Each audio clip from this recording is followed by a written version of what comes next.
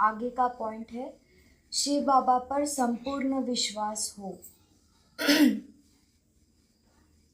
जब भगवान ने स्वयं हमारा हाथ पकड़ा है तो हमारा कहीं भी अकल्याण नहीं हो सकता, बल्कि विघ्न हमारा मार्ग स्पष्ट करेंगे, विघ्न हमें प्रत्यक्ष करेंगे, विघ्न हमें और भी ईश्वर के समीप लाएंगे। तो अगर हमने भगवान का हाथ पकड़ लिया है, हमने बाबा को समझ लिया है, ड्रामा के राज को समझ लिया है, खुद को समझ लिया है, तो हमारा अकल्याण हो ही नहीं सकता है। कोई भी बाप अपने बच्चे के लिए अकल्याण सोच नहीं सकता है, तो हमारा बाबा तो स्वयं भगवान है, वो हमारा अकल्याण सोच ही नहीं सकता है। तो विघ्न हमारा उल्टा मार्ग स्पष्ट करते हैं। जो भी हमारे सामने विघ्न आते हैं वो जाने के लिए आते हैं। तो विघ्न आए माना हमारा हिसाब किताब चुप तो हो रहा है, और विघ्न आए माना हम मतलब पक्के बन रहे हैं, हम शक्तिशाली बन रहे हैं, हम उसको मतलब सहज तरीके से इजी सॉल्व करेंगे, इसलिए वो विघ्न आ रहे हैं। तो और विघ्न क्या करते हैं, हमें बाबा के समीप लाते हैं, क्योंकि हम बोलते हैं ना कि जब हमें दुख होता है, हमें तकलीफ होती है, तो हम भगवान को ज़्यादा याद करते हैं। तो विघ्न हमें बाबा की याद, ईश्वर की याद ज़्यादा दिलाते हैं, इसलिए विघ्न बाबा के समीप लाते। इसलिए विघ्न से घबराना नहीं है, ना ही उसमें ऐसा सोचना है कि अकल्याण है, वो हमारे कल्याण के लिए ही है। यह विश्वास हमें विघ्नों के समय अडोल रखता है। विघ्नों के समय हमारा निश्चय न डोले कि यह क्या है, भगवान का बनने पर भी वह मदद क्यों नहीं करता। हमने तो सुना था कि वह अपने वत्सों पर विघ्न नहीं आने देता, परंतु हम जब से बाबा के बने, विघ्नों ने हमारा पीछा ही नहीं छोड़ा। नहीं, सत्यता तो यह है कि यदि ईश्वरीय सहयोग हमारे साथ है तो हम कुछ भी कर सकते हैं। अगर हमारे साथ नहीं है तो हम जीवित भी नहीं रह सकते थे। तो इसलिए ईश्वरीय सहयोग हमें मिला है, और हम और ऐसा सोचते हैं ना लोग कि हम बाबा के बनने के बाद बहुत सारे विघ्न आ रहे हैं हमें। उल्टा ऐसा सोचते कि भगवान तो हमें मदद करने वाला था, बट हमारे सामने तो बहुत विघ्न आ रहे हैं। ये क्यों आ रहे हैं? क्योंकि हमें उससे जो हिसाब किताब है हमारा वो चुक तो हो रहा है। और क्या विघ्न, मतलब वो जो विघ्न बहुत बड़ा विघ्न आने वाला था, वो छोटे में ही मतलब संपूर्ण हो जाता है, छोटे में ही समाप्त हो जाता है, बड़ा रूप नहीं लेता है। नहीं तो क्या होता था, विघ्न से हम जीवित भी नहीं रह सकते थे, इतने विघ्न आते हैं। इसलिए बाबा का हमें साथ मिला है तो उस पर संपूर्ण निश्चय बुद्धि होकर उससे प्यार करना है, उससे पालना लेनी है। अधिकतर लोग क्या करते हैं कि विघ्न आने पर काफी सुस्त एवं अलबेले हो जाते हैं।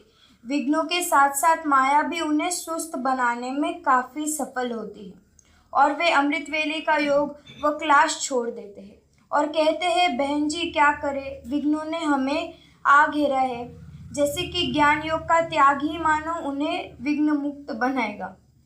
तो बहुत लोग क्या करते हैं, जब उन्हें विघ्न आते हैं तो वो मतलब अलबेले हो जाते हैं कि हमारे साथ तो यही होना है, हम इससे मतलब दिल शिकस्त हो जाते हैं। तो फिर मुरली भी छोड़ देते हैं, अमृत वेला भी छोड़ देते हैं कि विघ्न बहुत है, हम क्या करें, बहुत बहुत ज़्यादा प्रॉब्लम्स है लाइफ में, तो हम क्या करें। तो ज्ञान और योग छोड़ने से विघ्न मुक्त थोड़ी बनेंगे, उल्टा विघ्न और बढ़ते जाएंगे। पर जितना हम बाबा का साथ अनुभव करेंगे, उतनी वो शक्ति बाबा से महसूस होगी, वो वाइब्रेशंस हमारे शक्तिशाली बनेंगे और वो विघ्न को दूर से ही भगा देंगे।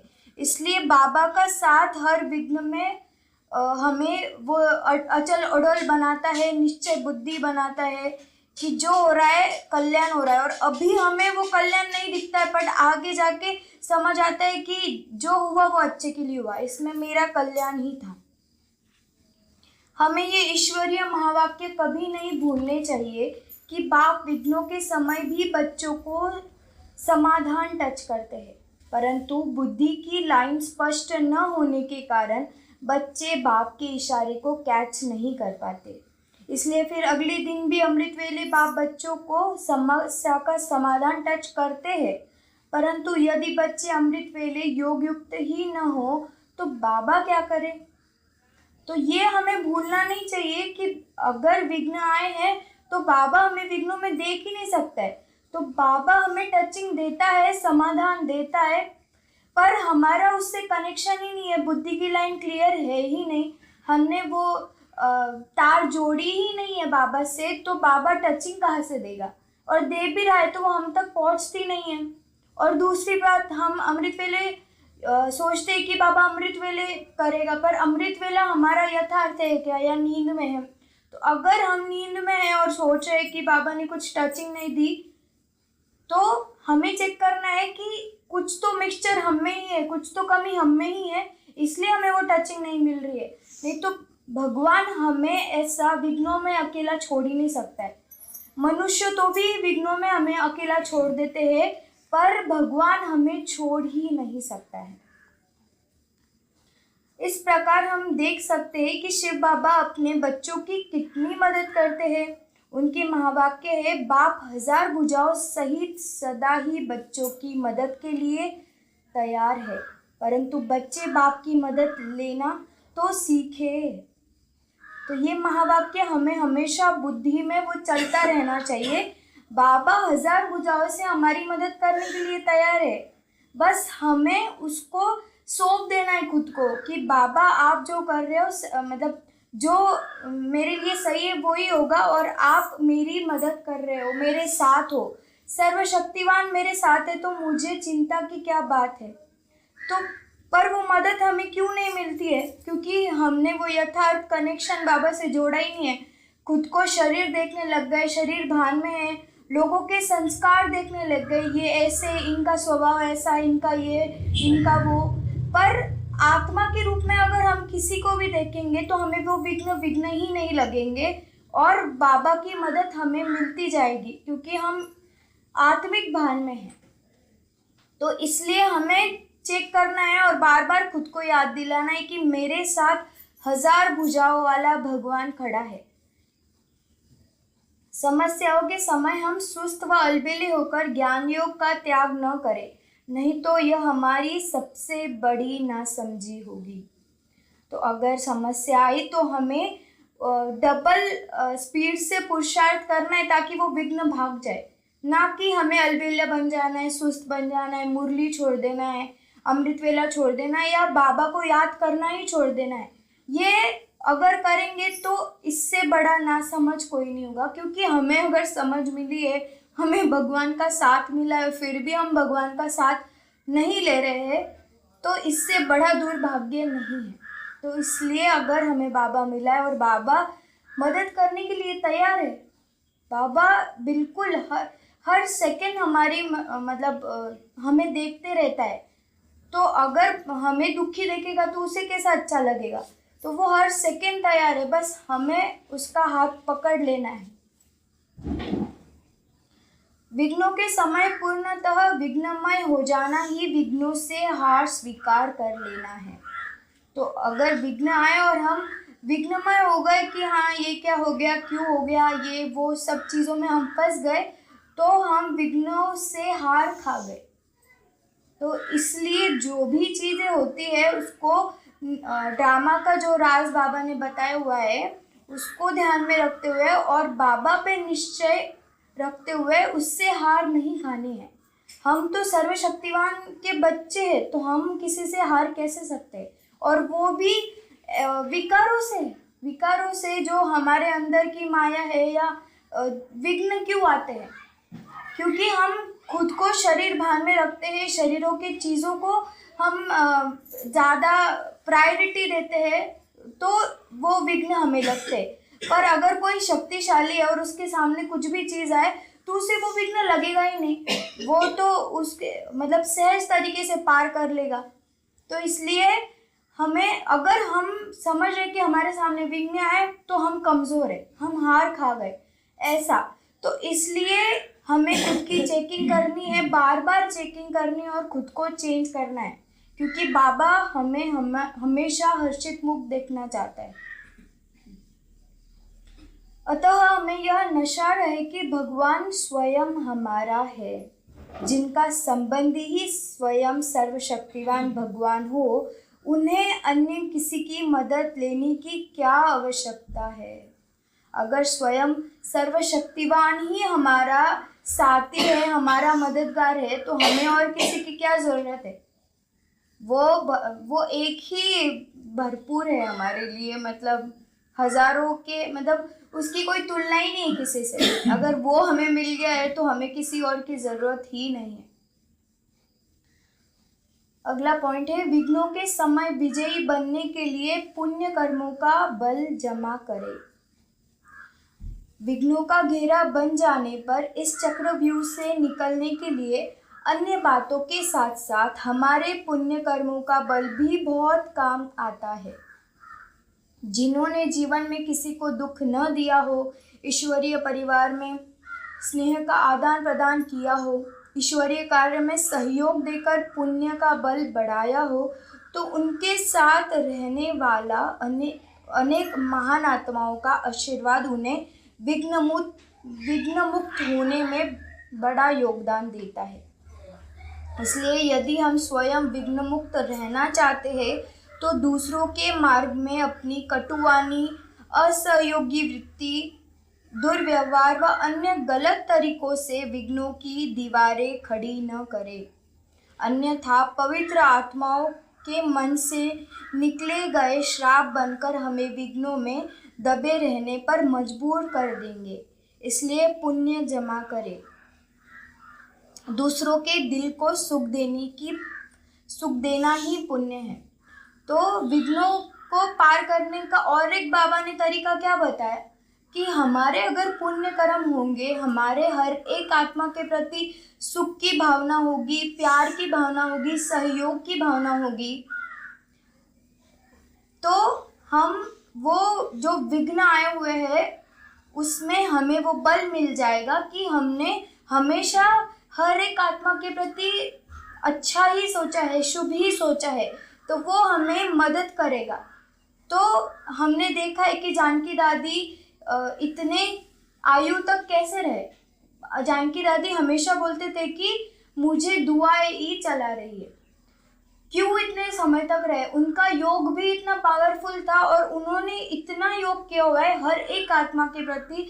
ऐसी उन्होंने माँ जैसी सबको पालना दी है कि वो सब आत्माओं के प्रति शुभ भावना है उनकी। तो वो शुभ भावना उनको दुआओं के रूप में मिलती थी और उनको वो शरीर का, मतलब जो भी दर्द है, शरीर की व्याधि है, वो महसूस ही नहीं होती थी और उन्हें वो चलाता है। तो ऐसी दुआओं का जो उपयोग है ना, वो हम नहीं समझते हैं अभी, पर दुआएं बहुत काम करती है, हमें आगे बढ़ाती है। अगर हमें किसी की, मतलब कोई हमारे बारे में गलत सोच रहा हो तो हमारा पूरा दिन अच्छा नहीं जाता है, पर कोई हमारे लिए अच्छा सोच रहा हो, पॉजिटिव सोच रहा हो, तो हमारा पूरा दिन अच्छा जाता है। कुछ तो अच्छा हुआ आज, ऐसा महसूस होता है। वो क्यों होता है? क्योंकि शुभ भावना उनकी हमें मिलती है, उनकी दुआएं मिलती है। तो इतना उसका महत्व है दूसरों के प्रति अच्छा सोचने का। इसलिए बाबा बोलते हैं कि खुद के प्रति भी आप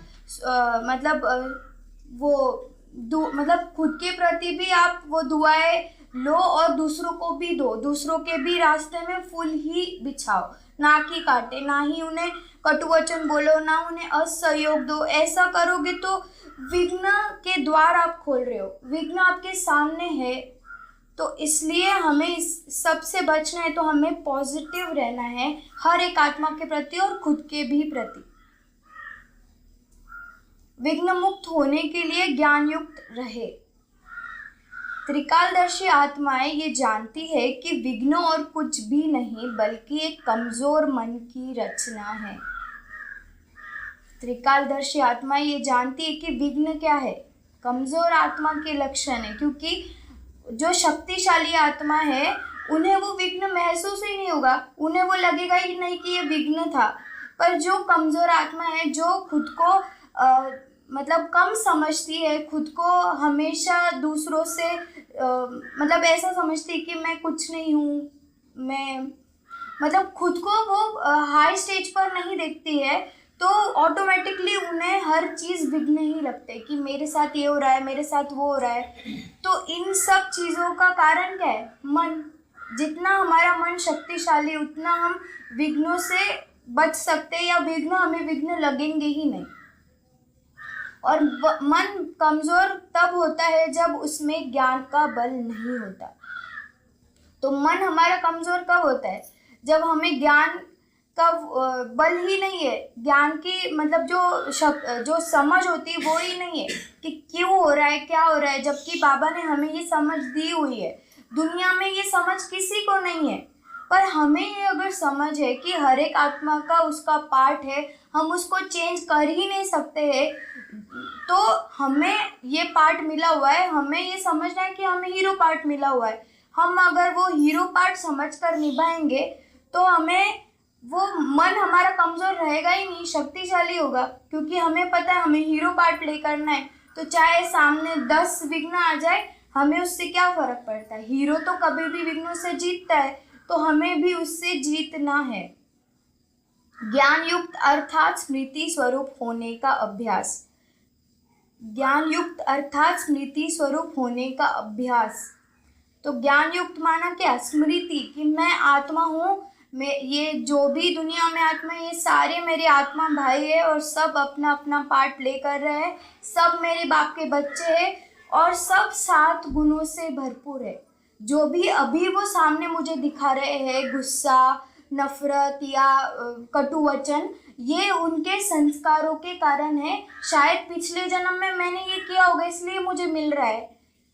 तो ये समझ, ये स्मृति हमें विघ्नों से मुक्त कर देती है, हमारे मन को शक्तिशाली बना देती है। और कई विघ्न तो हम उत्पन्न ही नहीं करेंगे, और कई बार हम उत्पन्न मतलब ये जो विघ्न है वो उत्पन्न ही नहीं करेंगे। हम अगर शक्तिशाली ही सोचेंगे, हम अगर पॉजिटिव ही सोचेंगे, तो विघ्न आएंगे ही नहीं।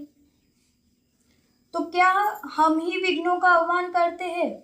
हाँ, यह सत्य है कि कई अपने चिड़चिड़े स्वभाव के कारण, अपने कटु वचनों के कारण, निकृष्ट व्यवहार के द्वारा न, और कई विघ्न हम ईश्वरीय अवज्ञाओं के कारण पैदा कर देते हैं।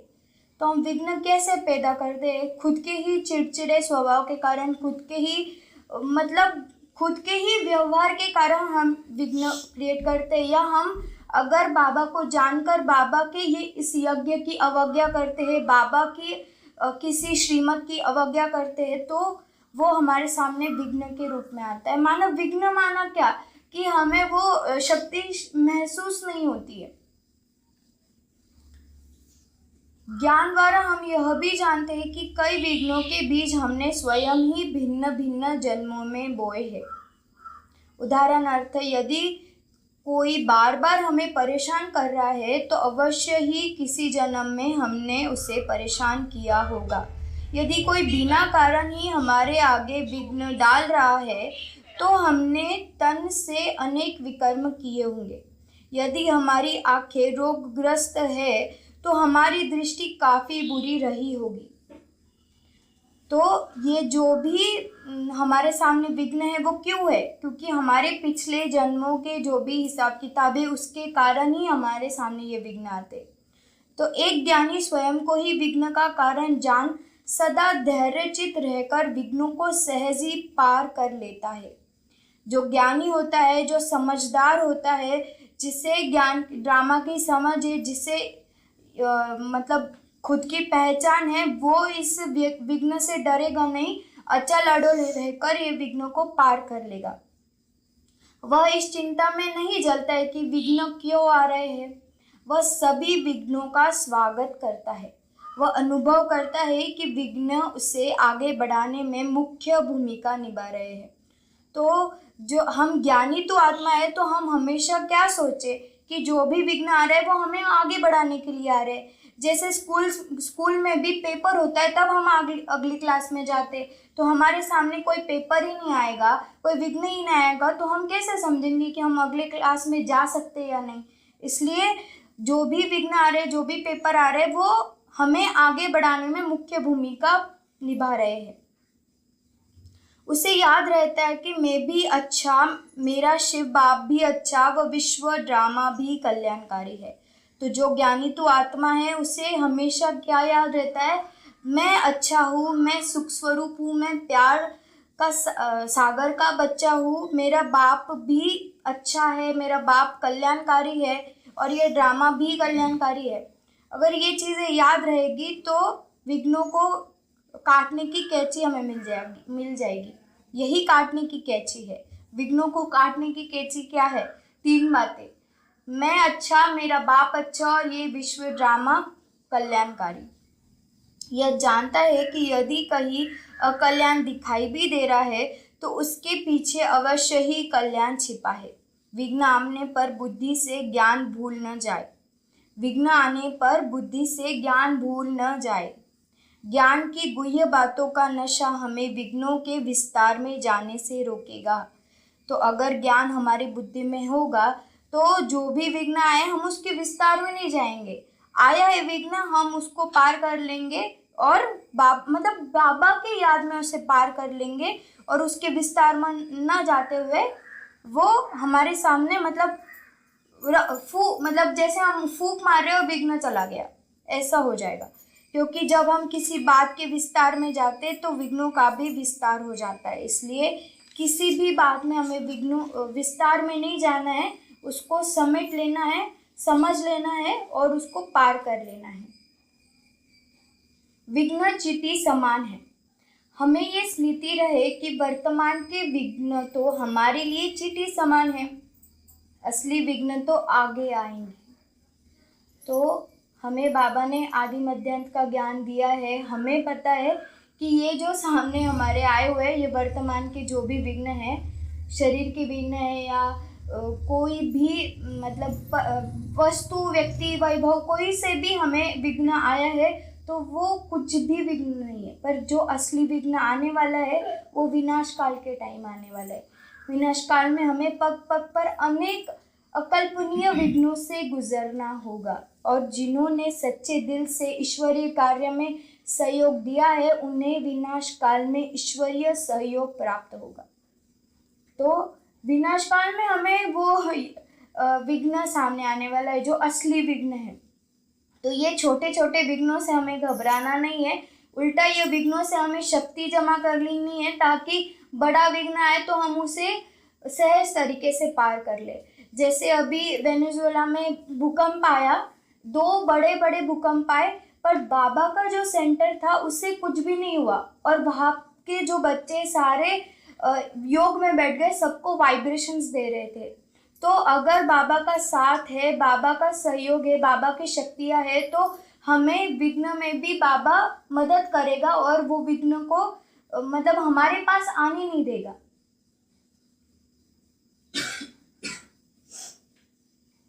विनाश काल के विघ्नों पर विजयी बनने के लिए अभी से ही निर्विघ्न व विघ्न विनाशक स्थिति का अभ्यास चाहिए।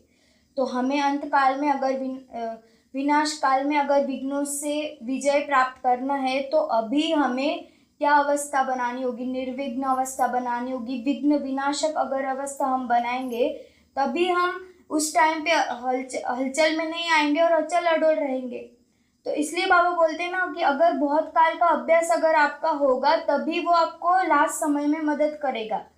यह बाबा ऐसे ही नहीं बोलता है, पर हम ये इसकी गुह्य बात में समझना है हमें कि अभी हमने अगर वो स्थिति बना ली तो हमें कितना सहज होगा। हम खुद तो उस टाइम पे अचल अडोल रहेंगे, पर बाकी आत्माओं को भी हम अचल अडोल बनाएंगे, हम उन्हें शक्तियाँ देंगे, तो हमारा कितना श्रेष्ठ पार्ट है।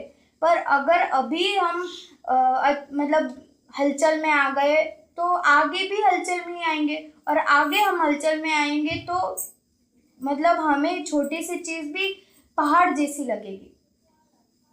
तो इसलिए अभी से हमें ऐसी स्थिति बनानी है। हमारे में वो है, वो शक्ति हमारे में है, इसलिए बाबा हमें बार बार ये चीज़ें समझाते हैं। खाने पीने की समस्याओं के साथ साथ हमें अपना सब कुछ, व्यक्ति, वैभव, पदार्थ आदि नष्ट होते भी देखना होगा। सभी तरह के माया के प्रकोप अंतिम समय विदाई लेने के लिए हमारे समक्ष उपस्थित होंगे। यदि हम अपने मनोबल को ऊंचा नहीं रखेंगे, व ज्ञान स्वरूप नहीं रहेंगे, तो हमारी घबराहट ही हमारा हार का कारण बन सकती है। तो आगे जाके ऐसे ऐसे चीज़ें आएगी, हमें सामने क्या क्या देखना पड़ेगा। जो भी हमारी पास की चीज़ें जिसमें हमारा मोह है या बहुत लगाव है, या मतलब हम बहुत अटैच है उस चीज़ से, वो नष्ट होते हुए हम देखेंगे, तो हम वो स्थिति में अचल रह सकेंगे क्या, अडोल रह सकेंगे। तो इसलिए हमारा जो मोह है, ममत्व है किसी भी चीज़ में, वो मिटा देना है। उनका मतलब रूहानी स्नेह रखना है, प्यार रखना है, बहुत अच्छे से पालना कर दी है कि बाबा ने मुझे विश्व का सेवक बनाया हुआ है, मैं विश्व सेवाधारी हूँ। शरीर विनाशी है तो विघ्न भी विनाशी है, मैं आत्मा शक्तिशाली हूँ, मैं इस पर विजय प्राप्त कर सकता हूँ, कर सकती हूँ। यह हमें हमेशा स्मृति में होना चाहिए।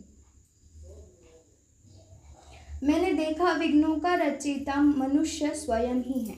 दूसरों को दोषी ठहराना यथार्थ नहीं, दूसरों को दोषी ठहराना यथार्थ नहीं, क्योंकि हम सदैव क्या करते हैं, हमारे साथ कुछ भी हो जाता है तो हम वो कारण ढूंढने लगते हैं कि इनके वजह से ऐसा हुआ, टाइम अच्छा नहीं था, ये अच्छा नहीं था, ये ऐसे हो गया।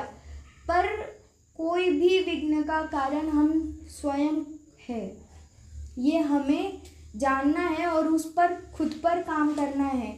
मनुष्य या तो जीना नहीं जानता या अपने चिड़चिड़ स्वभाव से या सीमित विचारों से स्वयं ही अपने मार्ग में कांटे बोता रहता है। मैंने देखा है जब कोई भी ऐसी बातें सामने आती है तो मनुष्य उसके बहुत विस्तार में चला जाता है। यह क्यों हुआ, ऐसा नहीं होना चाहिए था, आदि आदि विस्तार ही विघ्नों का कारण है। तो जब हमारे सामने कुछ भी आ जाता है तो हम क्यों क्या में चले जाते हैं, मेरे साथ ही ऐसा क्यों, ये क्यों हुआ, ऐसा नहीं होना चाहिए था, ये हम करते तो ये नहीं होता, उस टाइम पे हमें याद ही नहीं आया ये करना, ये हम विस्तार में चले जाते हैं। तो इसलिए बाबा ने ड्रामा का ज्ञान दिया है कि ठीक है, जो हुआ हो गया, मतलब जो भी हुआ वो ड्रामा था, पर आगे हमें पुरुषार्थ करना है तो हमें वो विस्तार में नहीं जाना है, और ड्रामा कल्याणकारी है, ये निश्चय हमेशा हमें होना चाहिए। तो इजीली हम इन सब चीज़ों से छूट जाएंगे और उपराम रहेंगे।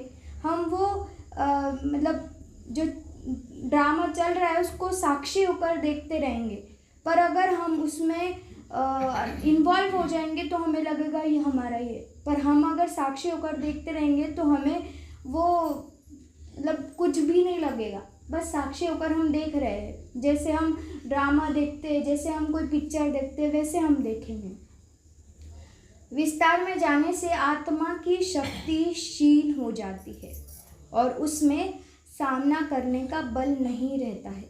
तो विस्तार में जाने से क्या होता है, शक्तिहीन क्षीण हो जाती है और सामना करने का जो बल रहता है ना, वो नहीं रह पाता है, क्योंकि हम क्यों क्या में चले जाते हैं।